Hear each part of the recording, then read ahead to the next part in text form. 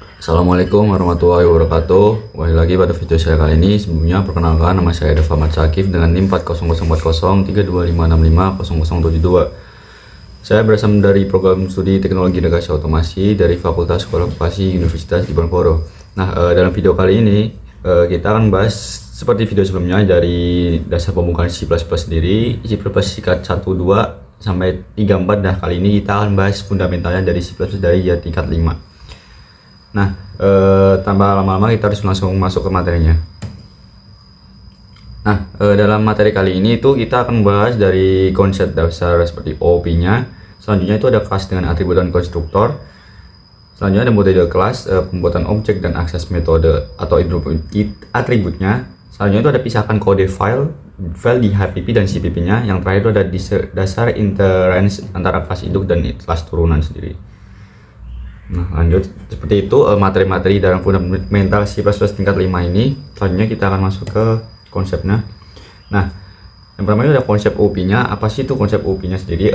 Konsep OOP yaitu seperti Object Oriented Programming adalah pendekatan program yang memodelkan program sebagai kumpulan objek yang memiliki data dan perilaku. Seperti 4 pilar utama OOP ini meliputi encapsulation yang menyembunyikan detail internal dan hanya menampilkan bagian penting melalui antarmuka. Seperti interestnya yaitu seperti kemampuan suatu kelas untuk memverifikasikan sifat dan fungsi dari kelas lain, sehingga kode lebih efisien dan mudah dikembangkan. Contohnya itu seperti polymorphism yang menggunakan kemampuan objek untuk memiliki bentuk atau perilaku berbeda meskipun menggunakan interface yang metode yang sama, serta abstraction itu yaitu penyederhanaan sistem kompleks dengan hanya menampilkan fitur penting tanpa memperlihatkan detail implementasinya, seperti itu.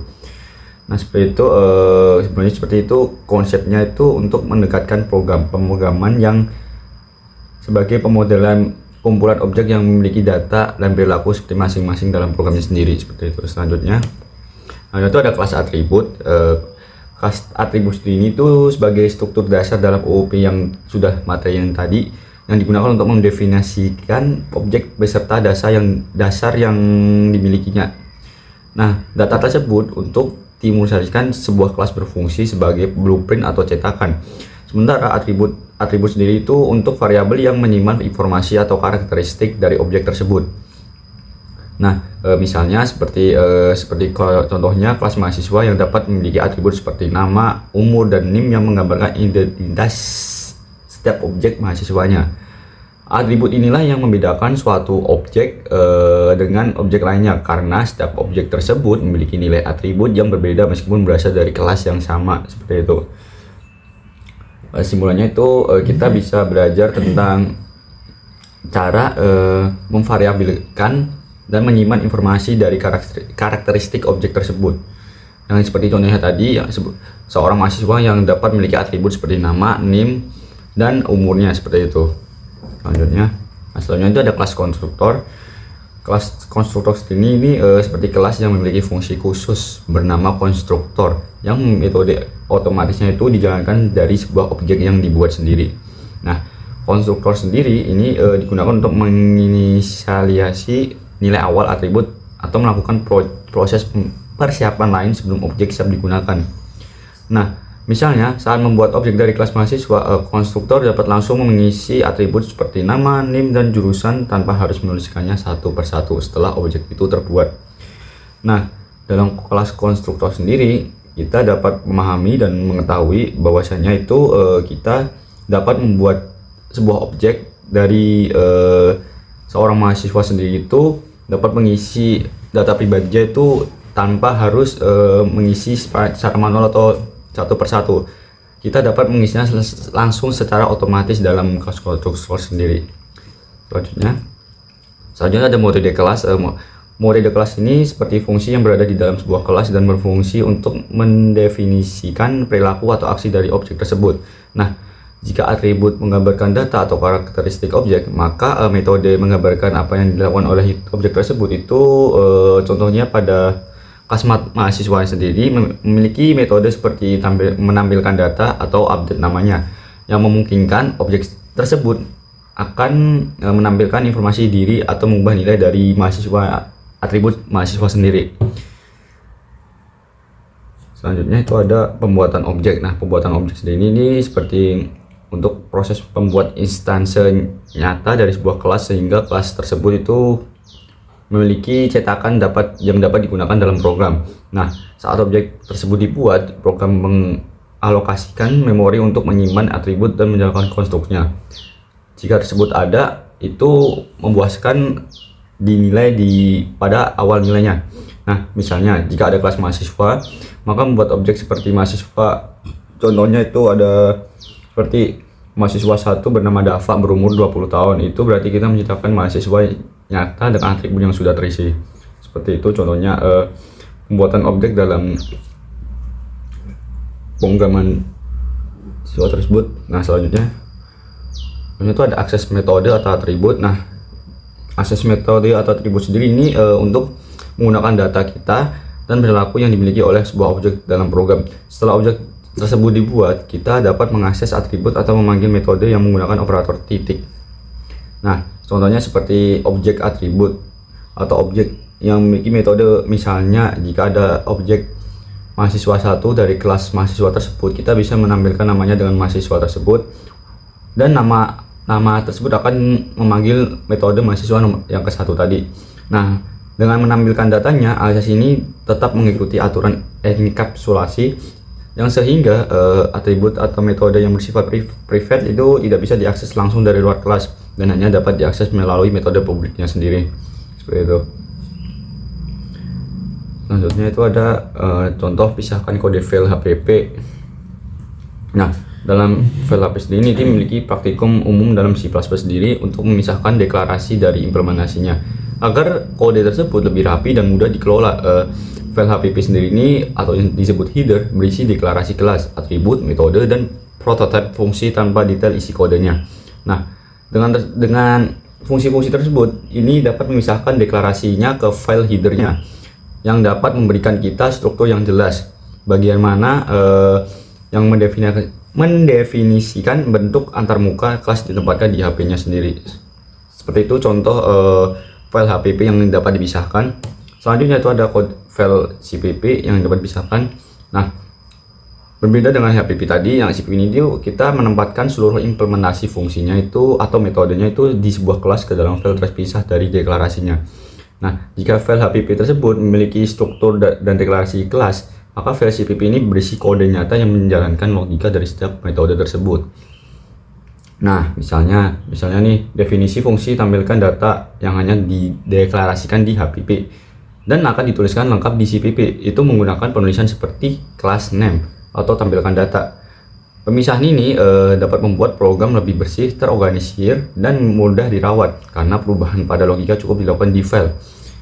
Seperti itu, dengan tersebut kita dapat memahami dengan lebih mudah dan efisien karena kita bisa belajar dalam menstrukturkan foldernya itu tidak di banyak file, tapi hanya di satu file yang sudah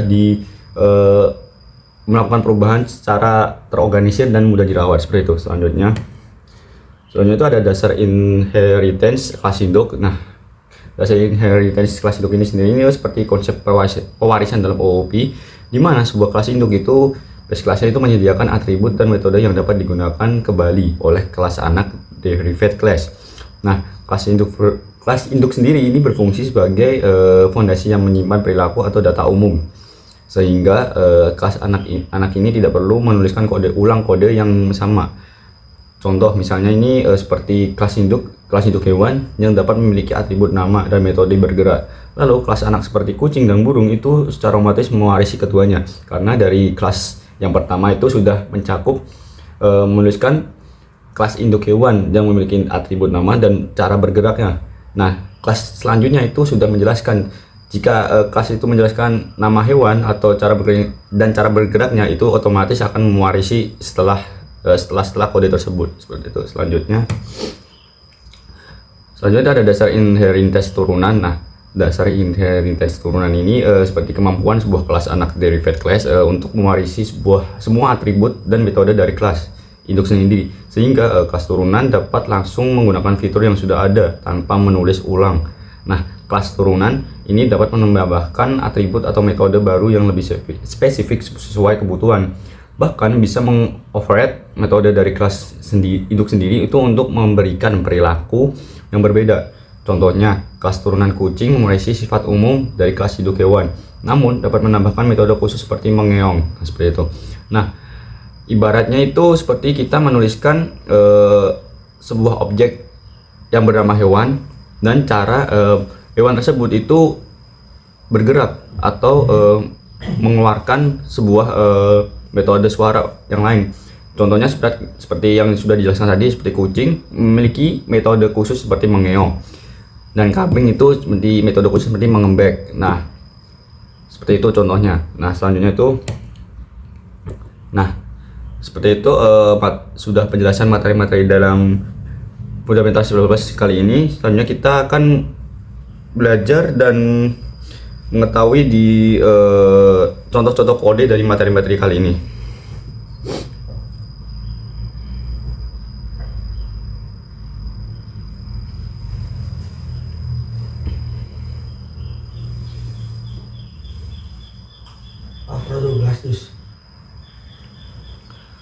Nah, selanjutnya ini, kita sudah masuk ke contoh codingnya dalam materi Fundamental C++ tingkat 5 ini. Yang pertama itu kita menjelaskan kembali konsep dasar OOP atau Object Oriented Programming ini untuk yang dijelaskan bahwa entitasnya itu memiliki atribut data dan memiliki metode fungsi. Nah, yang dalam OOP ini kita dapat membuat program itu yang lebih terstruktur dan mudah dipahami, dan itu memiliki 4 pilar utama seperti encapsulation, abstraction, inheritance, dan polymorphism. Seperti itu. Nah, selanjutnya itu ada contoh codingan dari kelas dengan atribut sendiri.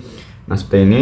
Kelas dengan atribut ini memiliki blueprint atau kerangka untuk membuat objek. Di dalam kelas terdapat atribut yaitu variabel yang menyimpan data objek. Contohnya ini seperti kita kelas mahasiswa untuk mempubliknya string dan mengetik kita string nama kita dan menginput umur kita yang akan diprogramkan untuk menghasilkan program yang sudah diketikkan di awal tersebut.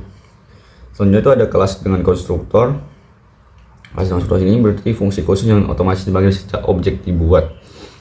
Biasanya digunakan untuk mengisi nilai awal atribut. Contohnya ini kelas mahasiswa yang public standard menginput string nama yang seperti tadi dan menambahkan input umurnya. Setelah tersebut sudah ada seperti contoh string namanya Java untuk menginput umur 19 tahun. Nah, mahasiswa tersebut itu akan menginput dan nama kita dan umur kita yang akan dihasilkan dari program tersebut. Nah, selanjutnya itu ada metode kelas. Metode kelas ini berfungsi yang ada di dalam kelas sendiri, dan ini digunakan untuk menampilkan data atau melakukan proses tertentu.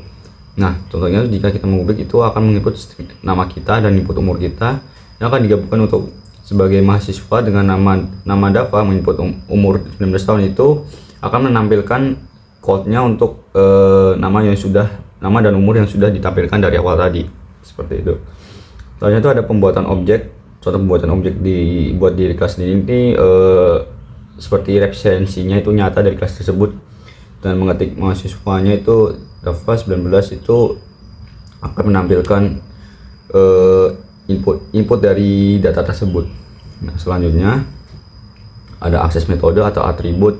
Nah, akses metode atribut sendiri itu untuk mengakses atribut dan metode dalam objek dan menggunakan operator titik. Seperti contoh ini mahasiswa bernama Dava dan menampilkan nama dari yang sudah ditetapkan dalam data awal tersebut. Selanjutnya ada pemisahan kode file HPP dan CPP. Nah, pemisahan kode file HPP dan CPP ini memiliki perbedaan signifikan karena sebuah filenya terus memiliki fungsi masing-masing. Nah, yang pertama itu contohnya seperti indef-nya itu mahasiswa HPP dan define-nya itu mahasiswa HPP. Nah, kita dengan menginclude contohnya ini seperti kelas mahasiswanya untuk menstandarkan nama kita dan menginput umurnya, dan mahasiswa tersebut akan menginput kedua dari data tersebut untuk ditampilkan. Seperti itu jika HPP dan berakhir dengan endif-nya. Jika mahasiswa CPP ini akan menginclude mahasiswa HPP-nya dari data HPP tersebut yang tadi akan menginput di CPP-nya. Mahasiswa CPP ini akan mengstringnya untuk meng-void mahasiswanya untuk ditampilkan, dan code-nya akan dimasukkan di data tersebut. Seperti itu contoh CPP. Selanjutnya, nah jika main CPP itu kita sudah menginput data semua dari HPP dan CPP-nya sendiri. Jika dimainkan itu mahasiswa include-nya itu akan menginput main mahasiswa dengan nama Dava berumur 19 ini akan ditampilkan dan akan direturn untuk dikembalikan dari awal lagi jika tidak. Nah, selanjutnya ada dasar internet kelas induk atau parent-base yang adalah sebagai pewaris antar kelas. Contohnya itu seperti kelas kendaraan sendiri ini kita menginput standar merek kendaraan sendiri dan tahun berapa itu tahun kendaraan tersebut dikeluarkan. Semisal kita menginput data kendaraan bermerek Jeep keluar pada tahun 1990.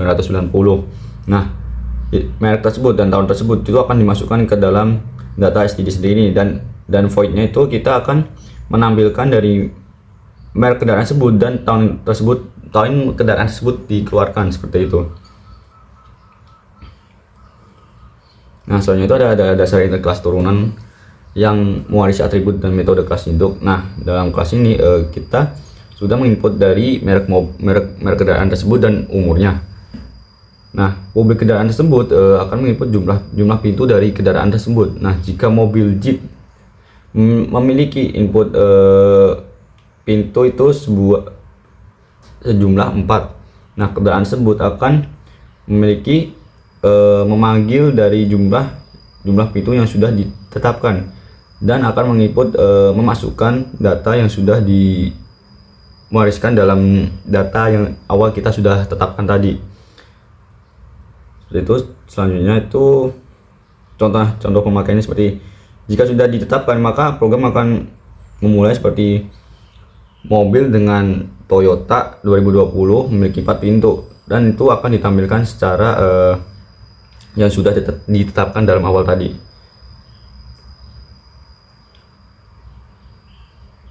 Nah, seperti itu contoh coding dari materi kali ini. GPT. Nah, simpulannya itu dasar penting ini dalam pemrograman berorientasi objek, mulai dari konsep OOP, kelas, atribut, konstruktor, metode, hingga pembuatan dan penggunaan objek. Pemisahan kode ke dalam file sendiri, HPP dan CP itu sangat membantu menjaga struktur program tetap rapi dan mudah dikelola.